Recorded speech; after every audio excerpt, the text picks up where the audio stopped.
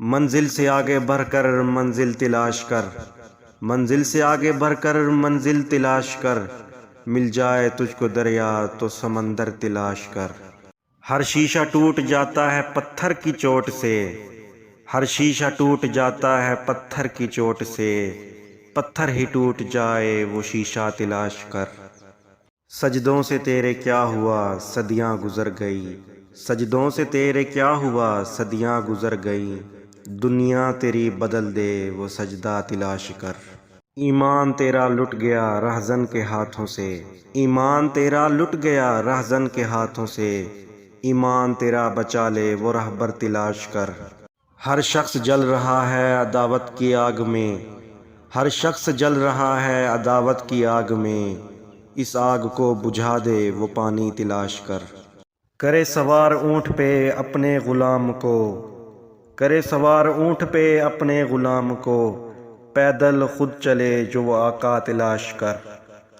انسان کیسا بھی ہو اگر سچی توبہ کوئی کر لے تو اللہ تعالیٰ اس کو معاف کر دیتا ہے، اللہ مغفرت فرما دیتا ہے۔ میں امید کرتا ہوں کہ بہت توجہ کے ساتھ میری بہنیں میری آخری کی گفتگو کو سماعت کرے گی۔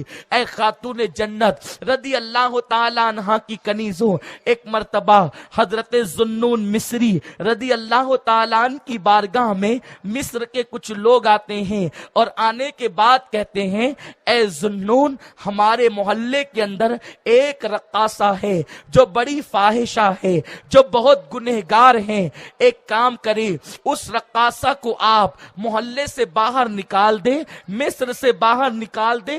حضرت ذوالنون مصری نے جیسے ہی سنا، آپ اللہ کے ولی تھے، آپ فرماتے ہیں لوگو اگر تم اس کو نکالنا ہی چاہتے ہو تو ایک کام کرو، ایک کام کرو، اس کو گناہوں سے دور کروا دو، اس لیے کہ اگر ہم اپنے محلے سے یا اپنے ملک سے نکال دیں گے تو وہ کہیں اور جا کر گناہ کرے گی، وہ کہیں اور جا کر کے برائی کرے گی، اس لیے تمہارا مقصد تو گناہوں کا خاتمہ ہے، انشاءاللہ میں اس کا انتظام کر دوں گا۔ حضرت ذوالنون مصری رضی اللہ تعالیٰ عنہ اپنے ایک غلام کو بھیجتے ہیں اور بھیجنے کے بعد فرماتے ہیں جا کر اس رقاصہ سے پوچھنا کہ اس کی ایک رات کی قیمت کیا ہے۔ اور جب وہ غلام پہنچا اور پہنچنے کے بعد رقاصہ سے کہا، اے رقاصہ تیرا ناچ دیکھنے کے لیے دور دور سے لوگ آتے ہیں، یہ بتا کہ تیری ایک رات کی قیمت کیا ہے، ایک رات میں تو کتنا کما لیتی ہے؟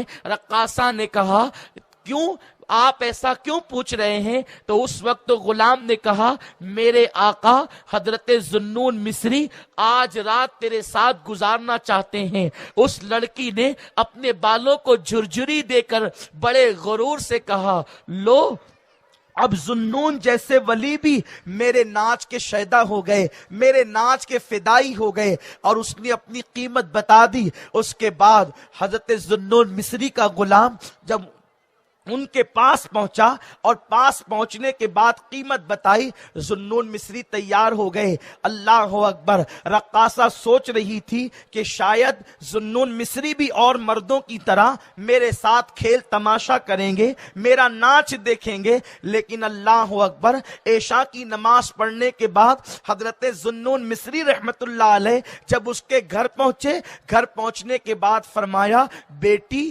آج کی رات تیرے کمرے میں کوئی نہیں آئے گا، آج رات تجھے میرے ساتھ میں جیسا کہوں گا ویسا ہی کرنا ہے۔ اس لڑکی نے جب اپنے لیے بیٹی کا لفظ سنا تو کہنے لگی اے ذوالنون تم مجھے بیٹی کہہ رہے ہو؟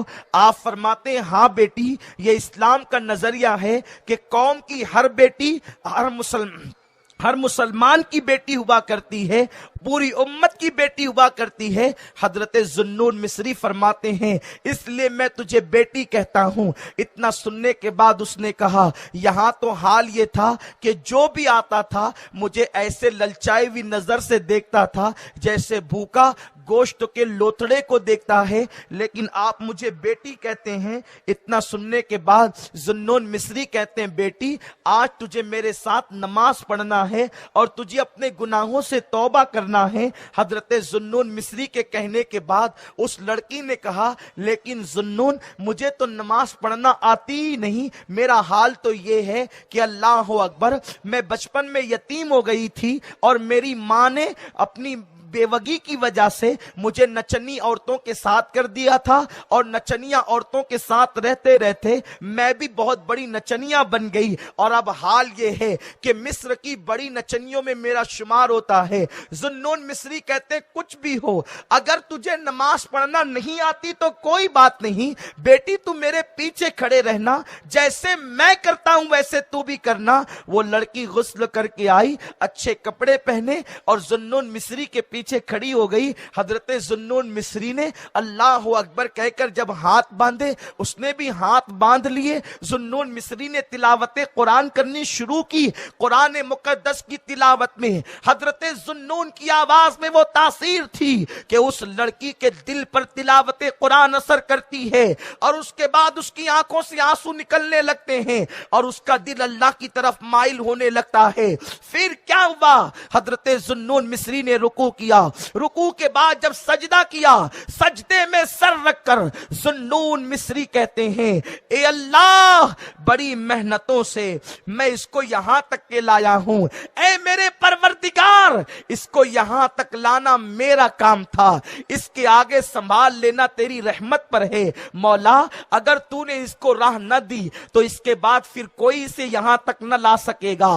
حضرت ذوالنون نماز مکمل کرتے ہیں، جب سلام پھیر کر پیچھے دیکھا تو کوئی نظر نہ آیا۔ حضرت ذوالنون مصری اس لڑکی کی تلاش کرتے رہے، کوئی نہ ملا۔ چند برسوں کے بعد ایک رات حضرت ذوالنون مصری تہجد کی نماز کے بعد اپنے بستر پر سو رہے تھے کہ اچانک آواز آئی، ذوالنون آج میرے یار کا انتقال ہو گیا ہے، آج میرے دوست کا انتقال ہو گیا ہے، اگر تو مجھے راضی کرنا چاہتا ہے، اگر تو مجھے خوش کرنا چاہتا ہے تو جا کر کے میرے اس دوست کے جنازے میں شرکت کر، اس کی نماز جنازہ پڑھ، اس کے لیے انتظامات کر، میں تجھ سے خوش ہو جاؤں گا۔ ذوالنون مصری نے عرض کیا وہ تیرا دوست کہاں ملے گا؟ اشارہ کر دیا گیا، پتہ بتا دیا گیا۔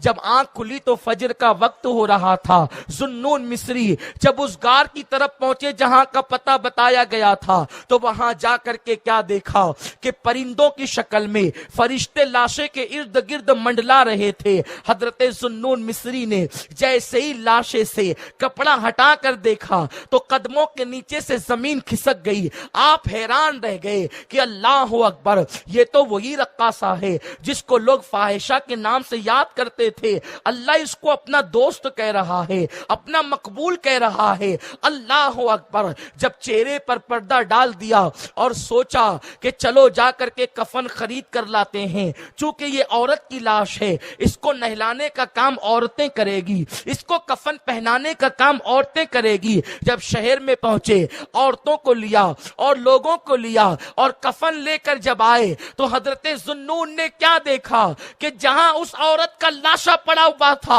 اب وہاں کوئی لاشا موجود نہیں ہے، وہاں پر ایک رکا لکھا ہوا تھا، ایک چٹھی لکھ کر رکھی ہوئی تھی۔ حضرت ذوالنون نے اٹھا کر پڑھا تو اس پر لکھا تھا جو ہمارے ہو جاتے ہیں، جو توبہ کر کر ہمارے سچے فرما بردار ہو جاتے ہیں، ہم ان کی قبر اور کفن دفن کے لیے کسی کا محتاج نہیں کرتے، ان کا انتظام بھی ہم خود ہی کر لیا کرتے ہیں۔ اللہ اکبر، یہ پڑھنے کے بعد حضرت ذوالنون کی آنکھوں میں آنسو آ گئے، عرض کرتے میرے کریم وہ تو رقاصہ تھی، اچانک وہ تیری محبوب اور مقبول کیسے بن گئی؟ تو ارشاد ہوا ذوالنون جب اس نے پہلا سجدہ کیا تو اس نے سچی توبہ کی، اور جب سچی توبہ کی تو ایک سجدے کی برکت سے ساری زندگی کے گناہ معاف کر دیے گئے، اس کی بخشش کر دی گئی، اس کو نجات کا پروانہ دے دیا گیا۔ اے خاتون جنت کی کنیزو، مجھے یقین ہے اس مجمع کے اندر میری کوئی بہن اس عورت کی طرح تو نہیں ہے، الحمدللہ تم اس سے بظاہر بہتر ہو، اگر تم سچی توبہ کر لو اور اپنی زندگی میں انقلاب بپا کر لو تو تم بھی قابل رشک خواتین بن سکتی ہو، تم بھی سیدہ فاطمہ کی سچی کنیز بن سکتی ہو۔ میری بہنوں، اپنی بیٹیوں کو بھی حیا کے پردے میں رکھو، اپنے بیٹوں کو بھی آداب سکھاؤ، محبت رسول ان کے دل میں پیدا کرو, زندگیوں میں انقلاب پیدا کرو. میں امید کرتا ہوں میری بہنیں یہاں سے جانے سے پہلے سچی توبہ کر کے جائیں گی اور زندگی میں انقلاب برپا کرنے کی کوشش کریں گی. یہاں سے جانے کے بعد تمہیں جو دیکھے پکار اٹھے, یہ تو اپنے وقت کی رابعہ بصری ہے, یہ تو اپنے وقت کی نفیسہ مصری ہے, یہ تو اپنے وقت کی فاطمہ الزہرا کی کنیز ہے. اگر آپ نے ایسا کیا تو ہم سمجھیں گے کہ یہاں ہمارا اور آپ کا آنا قبول ہو گیا اور کامیاب ہو گیا. خالق پروردگار رحم فرما, کرم فرما دے. اے پاک پروردگار پوری دنیا میں امن و سکون عطا فرما, خصوصاً ہمارے ہندوستان میں امن و سکون عطا فرما. جو ظالمی حکومت پاک پروردگار اسلام کے خلاف سازشیں کر رہے ہیں انہیں زیر کر دے, ناکام کر دے, انہیں تباہ و برباد کر دے. اسلام کا بول بالا فرما, اسلام کا بول بالا فرما. یہودیوں کا کفر کا منہ کالا فرما. مالک پروردگار خصوص بالکل سے پاک پروردگار ہم میں جو بیمار ہیں, بیماروں کی وجہ سے دعاؤں کی درخواست کی ہے. پاک پروردگار سب کے حق میں دعا کرتے ہیں, تمام بیماروں کو صحت عطا فرما, تندرستی عطا فرما, شفاء کاملہ عاجلہ عطا فرما. ہر بیماری سے بچا لے, ہر مہلک ظاہری باطنی ہر مہلک بیماریوں سے حفاظت فرما. مالک پروردگار دونوں جہاں میں تو ہم سب سے راضی ہو جا, راضی رہ کے جلا, راضی رہ کے بلا. یا الہی جسم میں جب تک کہ ہم سب کی جان رہے, تجھ پہ صدقے تیرے محبوب پہ قربان رہے. کچھ رہے یا نہ رہے پر یہ دعا ہے میرے مولا, ہمیشہ سلامت ہم سب کا ایمان رہے. الہی بحق بنی فاطمہ برقول ایمان کنی خاتمہ, اگر دعوتم رد کنی ور قبول, منو دست دامان آل رسول, منو دست دامان آل رسول. اے خالق ہر بلندی و پستی, ششید عطاب کنز ہستی, ایمان و امان و تندرستی, علم و عمل و فراخ دستی. ان اللہ و ملائکتہ یصلون علی النبی یا ایھا الذین آمنوا صلوا علیہ وسلموا تسلیما. اللہم صلی علی سیدنا شفیعنا حبیبنا نبینا کریمنا مولانا محمد مبارک وسلم والصلاۃ والسلام علیہ والسلام دائما علیک یا سیدی یا رسول اللہ صلی اللہ تعالی علیہ وسلم. سبحان ربک رب العزۃ عما یصفون, سلام علی المرسلین والحمد للہ رب العالمین. لا الہ الا اللہ محمد رسول اللہ صلی اللہ علیہ وسلم.